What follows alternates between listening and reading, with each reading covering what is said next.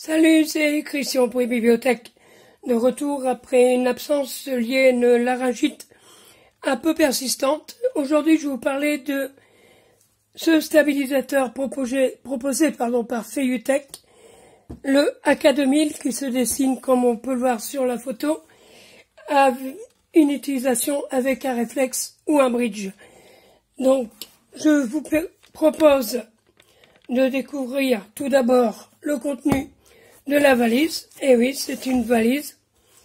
Hop, on va faire un petit retour en arrière pour bien la voir. Donc on voit tout de suite que c'est pas un équipement qui est vraiment un gadget.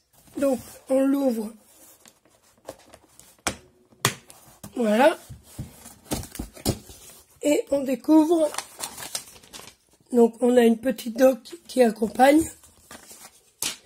Et voilà donc le contenu de la valise, avec là le stabilisateur, là le trépied, le chargeur pour les piles, hop là, et la plaque sur laquelle on viendra installer le téléphone. Voilà, on va ranger à l'endroit, c'est toujours plus sympa. Donc on a un emplacement où il y a juste une mousse. Je vous avoue qu'il s'agit peut-être d'une valise qui est destinée à plusieurs types de matériel. Donc le stabilisateur, on a la base là qui est dotée d'un pas de vis, donc on va pouvoir utiliser avec le trépied. Vous verrez sur l'autre partie de la vidéo. Et cette partie-là se dévisse pour donner accès, hop là, aux batteries. Donc on a 4 batteries qu'on met à charger avec le chargeur dédié. Donc on a dans la petite sacoche là le câble micro USB qui permet de connecter le chargeur à une prise murale, un chargeur mural. Voilà, c'était donc juste la présentation du AK2000 dans sa housse. Je vous laisse, je vous retrouve tout de suite pour la suite qui va vous montrer comment on utilise ce stabilisateur et surtout les résultats qu'on obtient avec. Voilà. Mon appareil photo bridge est donc installé sur le Feiyu AK2000, donc qui lui-même est installé sur son trépied. Donc on peut voir que je peux le faire pivoter comme ceci et également comme cela.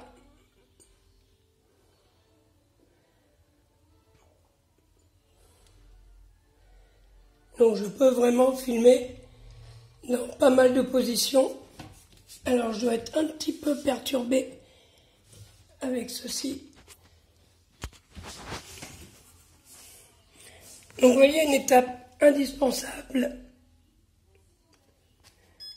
Là je suis en train d'éteindre le stabilisateur et il est important pour avoir une stabilisation la plus parfaite possible déjà d'avoir un équilibrage plus ou moins bon avec le stabilisateur éteint. Ça évite au moteur de trop travailler, ça évite les tremblements. Donc là je vous avoue que j'ai presque eu besoin de rien toucher. Je l'ai installé directement sur la plaque qui est présente avec le stabilisateur. Et vous voyez là, on peut dire que le téléphone est à peu près en bonne position. Une fois qu'il est en bonne position, je vais venir maintenir la position en bloquant ici. Je peux aussi bloquer ici sur l'axe là. Alors je vais vous montrer.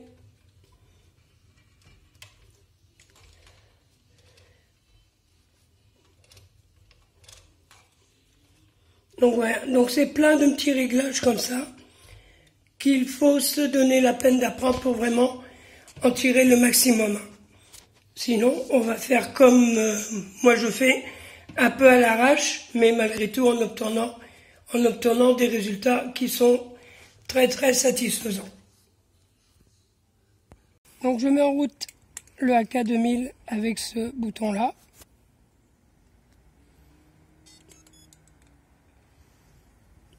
Donc il va se stabiliser. Je vois que là, avec ce mode-là sélectionné, si je tourne sur la molette, vous voyez, je fais basculer l'appareil photo sur un axe vertical.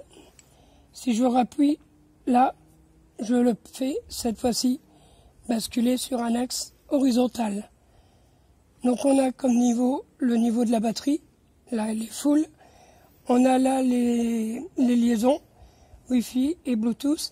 Si on a un appareil photo Wi-Fi et qu'on y connecte le AK2000, on va pouvoir déclencher la prise de vue et l'enregistrement directement depuis le stabilisateur. On a aussi la possibilité, si on l'utilise notamment sur un trépied, d'établir une liaison Bluetooth avec un smartphone et on utilisera l'application gratuite pour gérer directement les prises de vue avec depuis le smartphone. Donc là, on a un axe comme ça. Donc, vous voyez, j'ai vraiment la possibilité de filmer dans toutes les positions. Et vous voyez là, si je bouge, mon appareil photo reste, lui, parfaitement stable.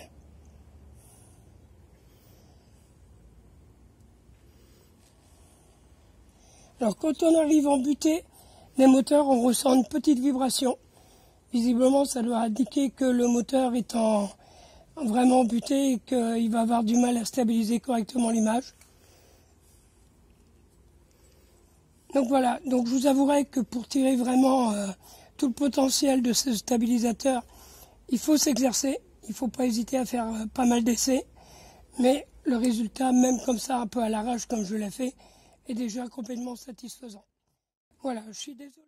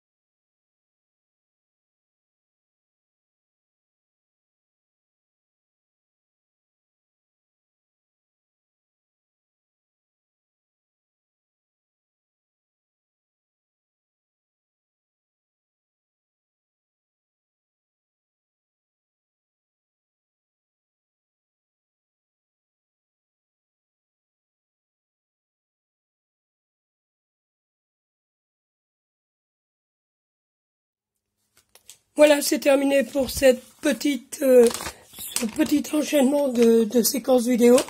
J'espère que l'intégrale vous a plu. Si c'est le cas, n'oubliez pas le petit pouce. N'oubliez pas de vous abonner à notre chaîne YouTube et de nous retrouver sur notre blog e-bibliothèque. Quant à moi, je vous souhaite à tous un très bon été. Moi demain je reprends le boulot jusqu'au mois d'août. Et je vous dis à bientôt sur notre blog. Salut, ciao!